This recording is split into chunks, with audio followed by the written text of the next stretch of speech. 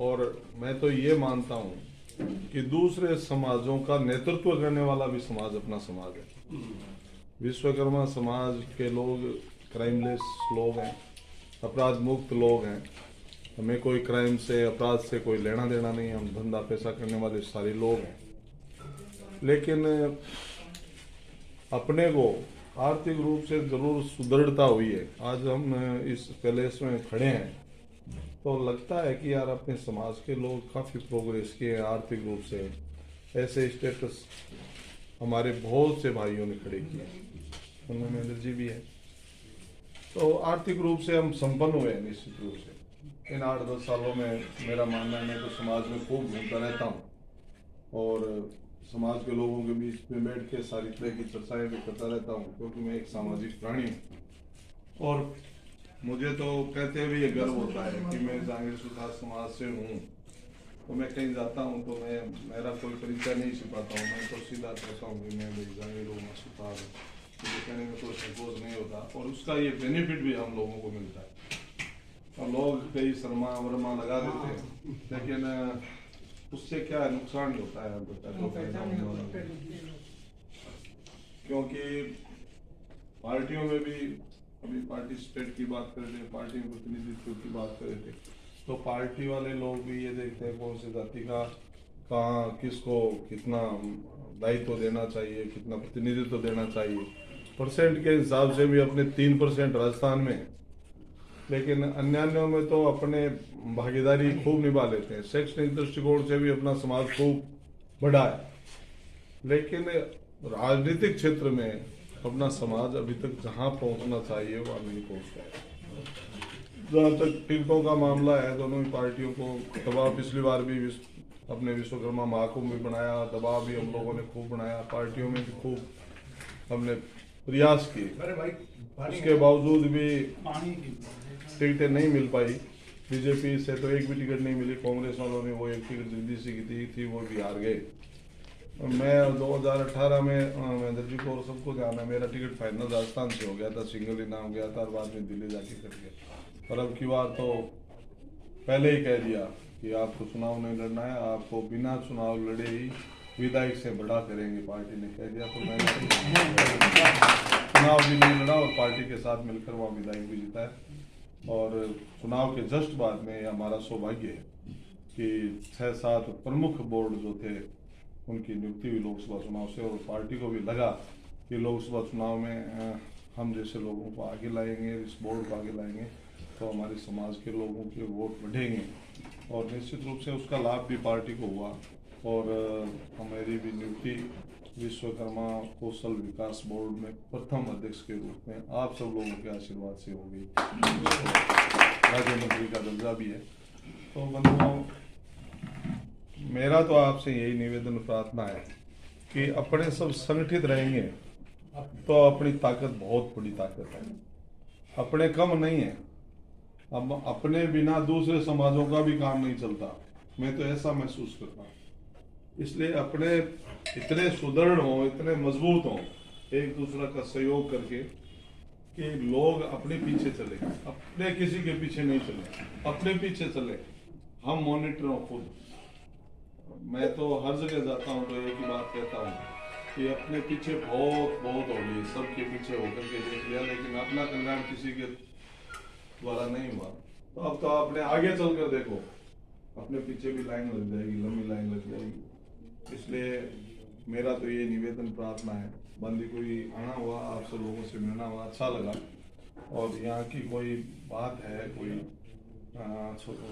जमीन की बात है या कोई और अपने समाज के संबंध में कोई बात है, तो जयपुर में अपने झालाना में कौशल भवन में अपना ऑफिस है विश्वकर्मा कौशल विकास बोर्ड का, वहाँ मैं सोम मंगल बुध तो नियमित रूप से बैठता हूँ। उसके बाद में भाई मुकेश रहता है। तो आप लोग यहाँ कोई भी समस्या हो मेरे लायक, तो राजस्थान सरकार अभी ऊपर से लेकर नीचे तक राजस्थान में बीजेपी की सरकार है। दिल्ली में भी मोदी जी हैं, नीचे यहाँ भजनलाल जी मुख्यमंत्री है, और उन मुख्यमंत्री जी भजनलाल जी भी मेरे साथ में जिलाध्यक्ष रहे हैं, उनसे अच्छे ताल्लुकात है। तो उन ताल्लुकातों का फायदा भी मैं समझता हूँ अपने समाज को मिलना चाहिए। इसलिए जो कोई भी काम छोटा मोटा हो या क्रिटिकल हो, मैं ये नहीं कहता कि न्याय हो या अन्याय हो, मैं तो कहता हूँ समाज का कोई काम हो तो आप लेकर आए, समाज का जिसमें हित जुड़ा हो उसमें मैं आपके साथ में हर समय तैयार मिलूंगा। अन्याय कहने का मेरा तात्पर्य ये नहीं है कि अपने किसी को गलत करेंगे, किसी को फंसाएंगे, उसमें हम भागीदारी करेंगे। हाँ, वो थोड़ा लीगल और थोड़ा अनलीगल भी हो तो अपने धक्का दे करके उसको लीगल करेंगे और उस काम को पूरा करने का प्रयास भी करेंगे। जो कोई भी काम हो मेरे लायक, आप आधी रात को तैयार मिलूंगा मैं आपको। आज थोड़ा जल्दी में है, फिर कभी महेंद्र जी के आएंगे, भोजन भी करेंगे और सब बैठ करके फिर छोटी मोटी बातें होगी, सारी बातें अपने लोग करेंगे। इन्हीं विचारों के साथ जय हिंद, धन्यवाद। मैंने जब से होश संभाला तब से अगर घर परिवार के बात में अगर किसी भी सोच में कहीं शामिल किया तो समाज को सबसे प्रथम पंक्ति पे मैंने रखा और वो चीज़ आज भी मैं कायम रखे हुए हूँ।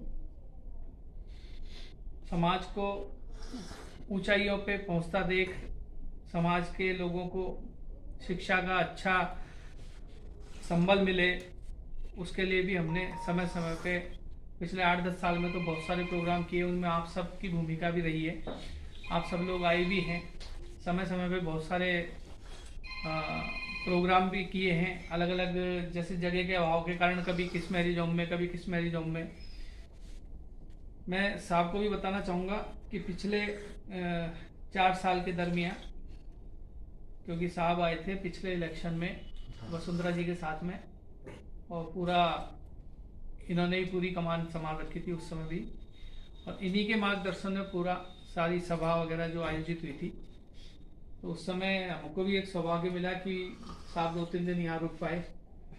उसके बाद से हमारे ऐसे मन मिले कि आज भी हम समय समय पे बातचीत करते रहते हैं। और साहब ने कांग्रेस की गवर्नमेंट में भी मेरी को जहाँ मदद की ज़रूरत थी तो वहाँ शायद मैं उनको फ़ोन नहीं किया, लेकिन इन्होंने कम से कम 5 बार उनको फ़ोन करके और एक पूरे अधिकार से, जैसे कि एक पारिवारिक सदस्य काम कर रहा हो, इस तरह से उनको फोर्स करके मुझे भी बताया कि मैंने उनको ऐसे बोला है अब आप जाओ, आपका काम 100% होगा।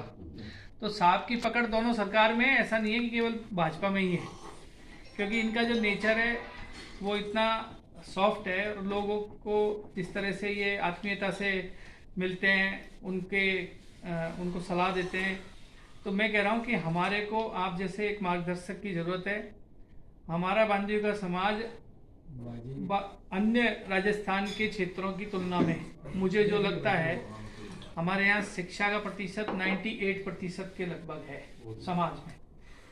दूसरा, गरीबी है, छोटा एरिया है, उसके लिए भी सामाजिक स्तर पर उन गरीब लोगों की सहायता के लिए हमने बहुत सारे वैकल्पिक मार्ग, जैसे सिलाई कढ़ाई बुनाई से लेकर किसी के यहाँ काम करवाने से लेके ऐसे बहुत सारे विकल्प उनको बता रखे हैं, ताकि आपने हमारी हिम्मत बढ़ाई है कहकर कि समाज से संबंधित कोई भी कार्य हो आप बेझिझक हमको बताएं।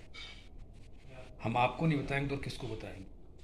आपने अभी ये बताया कि पूरे राजस्थान में केवल 3% जनसंख्या है, शायद अल्पसंख्यक की श्रेणी में अपन आते हैं, और राजनीतिक सूखा तो बहुत लंबे समय से चल रहा है। चलो फिर भी ये समाज का एक सम्मान रखा है पार्टी ने कि आपको राज्य मंत्री का दर्जा दिया, इसे पूरे समाज को एक सम्मान मिला है। बांदीकुई की एक क्रिटिकल समस्या मान लो, छोटी समस्या मान लो, एक बड़ी समस्या मान लो, पिछले 15 साल से बांदीकुई का पूरा समाज या 3 MLA से हम लगातार निवेदन करते हैं भाई हमारे समाज के लिए, छात्रावास के लिए भूमि का आवंटन हो जाए। वो फुटबॉल बनी हुई है, वो फाइल। अब अपन तो आम आदमी तो इतना समझता नहीं किस माध्यम से किस तरीके से होगा। यदि आप इसमें थोड़ी सी सक्रिय भूमिका निभाते हुए इस कार्य को करवा दें तो मैं समझता हूँ बांदीकुई समाज के लिए एक बहुत मील का पत्थर साबित हो गया। यही अपेक्षा हम आपसे अपेक्षा करते हैं कि आप इस कार्य में हमारा पूरा सहयोग करेंगे समाज, और हम चाहेंगे कि आगामी विधानसभा चुनावों में आप एक अच्छे पद पर मंत्री पद प्राप्त करें, चुनाव जीतें, और पूरे समाज की हार्दिक शुभकामनाएं आपको